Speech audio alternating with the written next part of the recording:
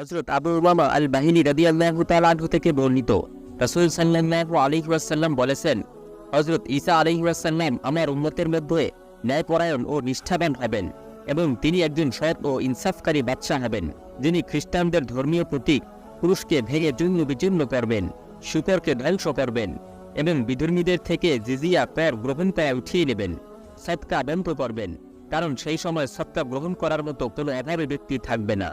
ধন সম্পদের প্রাচুর্যতার কারণে মানুষ উট বকরি চড়ানো বাদ দিয়ে দিবে, সমাজ হাতে হিংসা বিদ্বেষ ও ক্রোধ উঠে যাবে, প্রত্যেক বিষধর প্রাণীর বিষ নির্মূল হবে, সকল সৃষ্টির মাঝে এমনভাবে শান্তি নিরাপত্তা বিরাজ করবে যে শিশু তার হাতকে বিষধর সাপের শরীরে গুলিয়ে দেবে, তবুও সাপ শিশুর কোনো ক্ষতি করবে না, এবং শিশু বাঘের সাথে খেলা করবে, বাঘ তার কোনো ক্ষতি করবে না। বকরি এবং নেকড়ে বাঘ একত্রে চরণভূমিতে এমনভাবে অবস্থান করবে যেমন কুকুর বকরির সাথে অবস্থান করে। সারাদিন পৃথিবীতে এমনভাবে শান্তি ও নিরাপত্তা পরিপূর্ণভাবে বিরাজ করবে যেমনভাবে পানি পাত্রের মধ্যে পরিপূর্ণভাবে বিরাজমান থাকে।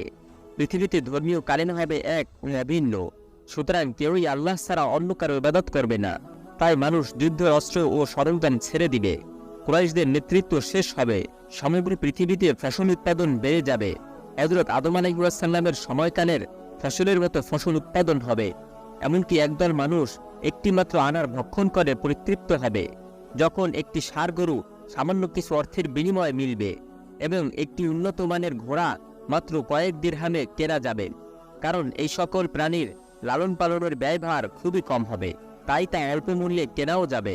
প্রিয় সুধী, উল্লেখিত হাদিস থেকে এই বিষয়গুলো প্রতীয়মান হয় যে হযরত ঈসা আলাইহিস সালাম সর্বপ্রথম মিথ্যাবাদী দাজ্জালকে হত্যা করবেন, এরপর খ্রিস্টানদের ধর্মীয় প্রতীক পুরুষ ভেঙে চূর্ণ বিচূর্ণ করবেন, সুতের হত্যা করবেন, বিধর্মীদের থেকে জিজিয়া কর গ্রহণ করা বন্ধ করবেন, তিনি মানুষকে তাওহীদের পথে আহ্বান করবেন, যার ফলে সকল মানুষ একই ধর্মের অনুসারী হবে, ইসলাম ব্যতীত অন্য সকল ধর্ম শেষ হয়ে যাবে, সমাজ হাতে হিংসা বিবাদ পরশ্রীকাতরতা অহংকার অহামিকা বিলুপ্ত হবে, সমাজে পরিপূর্ণ শান্তি ও নিরাপত্তা এমনভাবে বিস্তার লাভ করবে যার ফলে গরু ছাগল বাঘ সিংহ একত্রে একই চরণভূমিতে বিচরণ করবে, কেউ তাদের কোনো ক্ষতি করবে না। বিষধর প্রাণীর বিষ এমনভাবে শেষ হয়ে যাবে যে শিশুরা সাপ বিচ্ছুর সাথে খেলা করতে পারবে, কিন্তু সাপ বিচ্ছু তাদেরকে কোনো ক্ষতি করবে না। জমিন এত বেড়ে বেড়ে ফসলাদি উৎপাদন করবে যে বহু লোক মিলেও একটি আনার ভক্ষণ করে শেষ করতে পারবে না। সমাজ হাতে অভাব অনটন এমনভাবে দূরীভূত হবে যে সৎকার মাল গ্রহণ করার মতো কোনো মানুষ পাওয়া যাবে না। ফলে হযরত ঈসা আলাইহিস সালাম মানুষ থেকে সদকা গ্রহণ করবেন না। জমিন এত পরিমাণ উর্বর হবে ও এমন অত্যাধিক ফসল উৎপাদন করবে যে সমাজে কোনো অভাব থাকবে না। তাই মানুষ গরু ছাগল মহিষ ও লালন পালন করা ছেড়ে দিবে, যেহেতু সামান্য অর্থের বিনিময়ে সেগুলো অল্প মূল্যে সচরাচর ক্রয় করা সম্ভব হবে। সেই সময় মানুষ অত্যাধিক ধর্মপরায়ণ খোদাবিরু ও বিনয়ী হবে। সমগ্র বিশ্বের মানুষের ধর্ম হবে এক ও ভিন্ন, যার ফলে অন্যান্য ধর্ম বিলুপ্ত হয়ে যাবে, আর তাই কোনো যুদ্ধের প্রয়োজন হবে না। তাই মুসলমানগণ যুদ্ধের সকল সরঞ্জাম ছেড়ে দিবে। অন্য হাদিসে হযরত আবু হুরায়রা রাদিয়াল্লাহু তাআলা আনহু থেকে বর্ণিত, রাসূল সাল্লাল্লাহু আলাইহি ওয়াসাল্লাম বলেন, সকল আম্বিয়া কিরাম একে অপরের বৈবাত্রীয় ভাই, যদিও তাদের মা ভিন্ন কিন্তু তাদের ধর্ম এক। তাদের মধ্যে হাতে ঈসা আলাইহিস সালাম আমার অতি নিকটবর্তী, তার মাঝে এবং আমার মাঝে অন্য কোনো নবী আগমন করেননি, এবং নিশ্চয়ই তিনি কিয়ামতের পূর্ব মুহূর্তে আগমন করবেন। অতএব যখন তোমরা তাকে দেখবে তখন তোমরা তাকে চিনে নিবে তার শারীরিক কাঠামো দেখেন, যেহেতু তার শারীরিক কাঠামো হবে মধ্যম বর্ণের লাল ও সাদা, যার শরীরে পরিহিত থাকবে দুখানা অলঙ্কৃত কাপড়, এবং কেমন যেন তার মাথা হতে পানির ফোঁটা টপকাতে থাকবে, কিন্তু সেই পানি দ্বারা কোনো কিছু ভিজে যাবে না। এভাবে ঈসা আলাইহিস সালাম 40 বছর পৃথিবীতে অবস্থান করে ইন্তেকাল করবেন। এরপর মুসলমানরা তার জানাজা নামাজ আদায় করবে। রাসূল সাল্লাল্লাহু আলাইহি ওয়াসাল্লাম বলেছেন, কতই না সৌভাগ্যবান জীবন যাপন দাজ্জালের মৃত্যুর পরে যখন আসমানকে পানি বর্ষণের নির্দেশ দেওয়া হবে এবং জমিনকে নির্দেশ দেওয়া হবে ফসল উৎপাদনের, তখন জমিন এত উর্বর হবে যে যদি একটি শস্যদানাকে একটি বিরান ভূমিতে ফেলে দেওয়া হয় তবুও তা গজি উঠে ফসল দেবে। সমগ্র সৃষ্টির মাঝে এমনভাবে শান্তি নিরাপত্তা বিরাজ করবে যে এক সৃষ্টি অন্য সৃষ্টির বিন্দুমাত্র ক্ষতি সাধন করার চেষ্টা করবে না। হযরত হুযায়ফাতুল ইয়ামান রাদিয়াল্লাহু তাআলা আনহু থেকে বর্ণিত, তিনি বলেন, আমি যখন রাসূল সাল্লাল্লাহু আলাইহি ওয়াসাল্লামকে ইয়াজুজ মাজুজ সম্পর্কে প্রশ্ন করলাম, তখন নবীজি বললেন, ইয়াজুজ একটি জাতি ও মাজুজ একটি জাতি, আর প্রত্যেক জাতিতে রয়েছে 4 লক্ষ জাতি, এবং তাদের কেউ 1000 সন্তান জন্ম না দিয়ে মৃত্যুমুখে পতিত হয় না।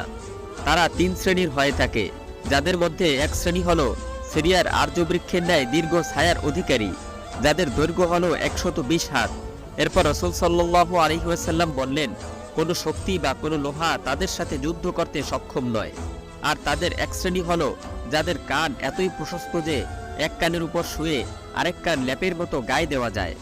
তারা কোনো প্রাণী যথা হাতি, বন্য বিষাক্ত প্রাণী, উট, শূকর এর নিকট দিয়ে অতিক্রম করার সময় তা ভক্ষণ করে শেষ করে দেয়। এমনকি তাদের মধ্য থেকে যদি কোনো জাতি ভাই তাদের মারা যায়, তবে তারা তাকেও ভক্ষণ করবে। তারা মানুষদেরকে খোরাসান থেকে শামের দিকে হাঁকিয়ে নিয়ে আসবে, এবং তারা পূর্ব দিগন্তের বাহরিয়ায় তাবারিয়া নামক নদীর সকল পানি পান করে শেষ করে দিবে। আর তাদের মধ্যে তৃতীয় শ্রেণী হলো যাদের দৈর্ঘ্য ও প্রশস্ত 120 হাত করে হবে। হযরত আবু সাঈদ খুদরি রাদিয়াল্লাহু তাআলা আনহু থেকে বর্ণিত, তিনি বলেন, রাসূল সাল্লাল্লাহু আলাইহি ওয়াসাল্লাম বলেছেন, ইয়াজুজ ও মাজুজকে শৃঙ্খলমুক্ত করা হবে, তখন তারা জনসম্মুখে বের হবে। আর এ সম্পর্কে আল্লাহ তাআলা সূরা আম্বিয়ার 96 নং আয়াতে ইরশাদ করেন, অবশেষে যখন ইয়াজুজ ও মাজুজকে মুক্তি দেয়া হবে, তখন তারা প্রতিটি উঁচু ভূমি হতে ছুটে আসবে। এরপর তারা সারা পৃথিবীতে বিস্তার লাভ করে মুসলমানদেরকে তাদের দুর্গে বা শহরে সীমাবদ্ধ করবে, এমনকি তাদের সঙ্গে তাদের জীবন উপকরণ তথা সবকিছু একত্র করবে। তারা জমিনের সকল কিছু ভক্ষণ করবে, এমনকি কোনো নদী অতিক্রমকালে তার সকল পানি পান করে শেষ করে ফেলবে। এরপর যখন তাদের পশ্চাৎগামী দল ওই নদীর নিকট আসবে, তখন তারা বলবে, এই নদীতে এত অল্প পরিমাণ পানি ছিল যে আমাদের কিছু লোক খেয়ে শেষ করে ফেলল। তখন সমগ্র বিশ্বের মুসলমান তাদের নিজ নিজ আশ্রয় গ্রহণ করবে। ফলে ইয়াজুজ মাজুজ পৃথিবীতে কোনো মানুষ দেখতে না পেয়ে তারা বলতে থাকবে, আমরা দুনিয়াবাসীর উপর বিজয় লাভ করেছি, আমরা তাদেরকে শেষ করে দিয়েছি, এখন বাকি আছে তাদের আসমানের প্রভু, তাই আমরা তাকেও শেষ করে দিব। এই বলে তারা আসমানের দিকে একটি তীর নিক্ষেপ করবে। এরপর তাদের তীরকে আল্লাহ তাআলা রক্তে রঞ্জিত করে তাদের দিকে ফিরিয়ে দিবেন। এই অবস্থায় আল্লাহ তাআলা তাদের ঘাড়ের উপর কীট পতঙ্গ নিক্ষেপ করবেন, ফলে তারা মৃত্যু মুখে ঢলে পড়বে, এমনভাবে যে তাদের কোনো অনুভূতিই থাকবে না। এরপর যখন মুসলমানরা ভূমিতে নেমে আসবে, তখন তারা দেখে বলবে, আমাদের এত ভয়ঙ্কর শত্রুর আজ কি অবস্থা হলো। তখন তারা দেখবে তারা সকলেই মারা গিয়েছে। মুসলমানদের জীবনযাপন ও জীবন উপকরণ স্বাচ্ছন্দ্যে পরিপূর্ণ হবে, এবং তাদের পশুগুলো মোটা ও তাজা হবে, ফলফলাদি অনেক বড় হবে। আল্লাহ তাআলা ইয়াজুজ ও মাজুজকে ধ্বংস করার পরে এই পৃথিবীতে মুসলিম জাতি ছাড়া অন্য কোনো জাতি অবশিষ্ট রাখবেন না। তখন তাদের ঈমান ও ইখলাস হবে পরিশুদ্ধ। তাই আল্লাহ তাআলা তার রহমতের অফুরন্ত ধনভাণ্ডার খুলে দিবেন, ফলে মুসলমানরা স্বচ্ছ অন্তর নিয়ে প্রফুল্ল জীবনযাপন করতে পারবে। অভাব অনটন মুসলমানদের থেকে বিদায় নিবে, যুদ্ধ বিগ্রহ মুলতবি হবে।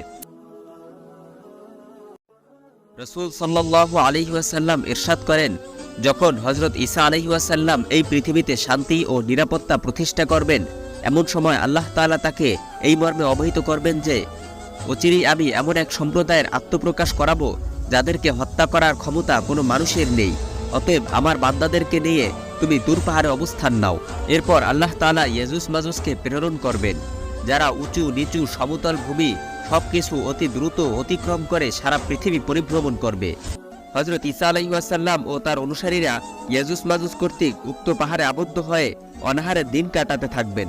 অভাব ও অনাহারের কারণে তাদের কাছে একটি ষাঁড়ের মাথা এতই মূল্যবান হবে যে তোমাদের কাছে যেমন 100 স্বর্ণ মুদ্রার মূল্য।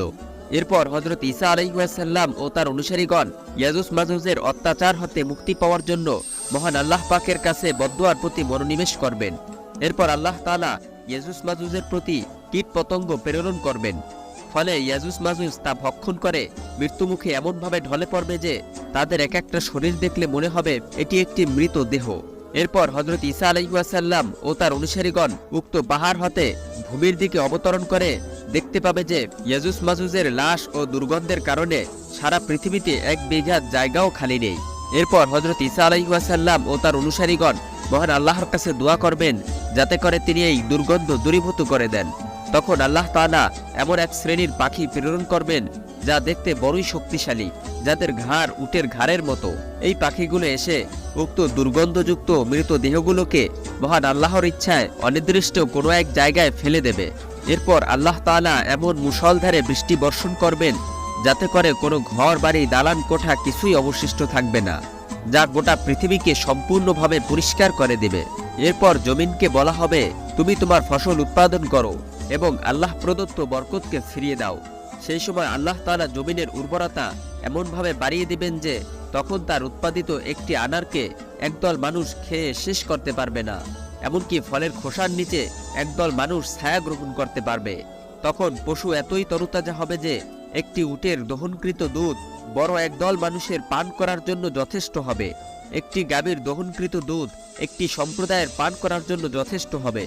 এমনকি একটি বকরির দহনকৃত দুধ কোনো একটি পরিবারের সদস্য ও তাদের আত্মীয়দের পান করানোর জন্য যথেষ্ট হবে। এই অবস্থায় মানুষ যখন জীবন যাপন করতে থাকবে, এমন সময় মহান আল্লাহ তাআলা একটি পবিত্র বায়ু প্রেরণ করবেন। সেই বায়ু প্রত্যেক মুমিনের বগল দেশ হতে যান কবজ করে নিবে। তখন এই পৃথিবীতে বদকার ও নিকৃষ্ট মানুষ ছাড়া আর কেউই থাকবে না, যারা গাধার মতো জনসম্মুখে প্রকাশ্যে দিবালোকে জেনার কাজ করবে। আর এই অবস্থায় তাদের উপর কিয়ামত সংঘটিত হবে। প্রিয় সুধী, আল্লাহ তাআলা আমাদের সকলকে ইয়াজুজ মাজুজের ফিতনা থেকে রক্ষা করুন। আজ এ পর্যন্তই। আমাদের চ্যানেলে নতুন হয়ে থাকলে সাবস্ক্রাইব করার অনুরোধ রইল। ভিডিওটি ভালো লাগলে লাইক, কমেন্ট ও শেয়ার করে অন্যদের দেখার সুযোগ করে দিন। আসসালামু আলাইকুম ওয়া রাহমাতুল্লাহ।